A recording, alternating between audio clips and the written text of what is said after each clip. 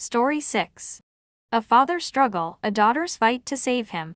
In the midst of personal turmoil, I faced an unexpected battle that tested my family's resilience. Christmas came early that year at my father's house for my daughters, as I was planning to leave town.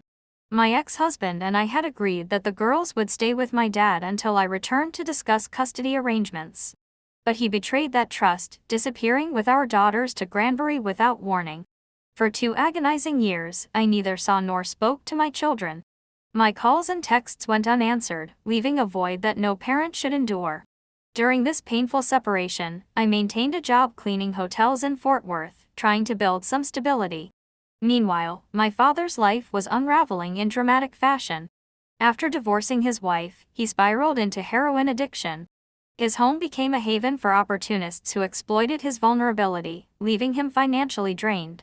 Seeing him deteriorate, I made the difficult decision to move back in with him, even at the cost of my own job, determined to help him overcome his addiction. The situation at my father's house was dire.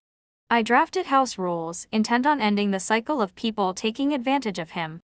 Then came the day that nearly shattered everything. While waiting in my room to discuss these boundaries with my dad, I heard his girlfriend's panicked voice calling my name. A houseguest had given my father a hot shot, a lethal dose of heroin designed to overload the system. By the time I reached him, my father's skin had turned a horrifying blue-gray. My boyfriend immediately began CPR while I called 911, specifically reporting a heroin overdose so emergency responders would be prepared. Upon arrival, they administered Narcan, which thankfully revived him. At the hospital, doctors delivered sobering news: my father's heart valve was infected from using contaminated needles, a common complication of intravenous drug use. Surgery was necessary, but my father was reluctant to stay hospitalized. I thanked the medical staff for keeping him there despite his protests. Eventually, doctors found a surgeon who could perform the procedure. While my father recovered at the hospital and later at a senior living facility for months, I took action at his home. I evicted the parasitic houseguests, vowing never to let them return. The house was in appalling condition, infested with bed bugs and filth accumulated from months of neglect.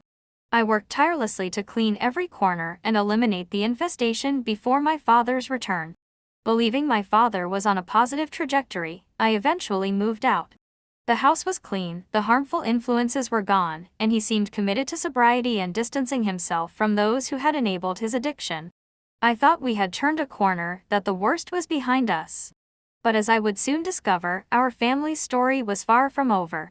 The road to recovery rarely follows a straight line, and the greatest challenges sometimes emerge just when you think the storm has passed.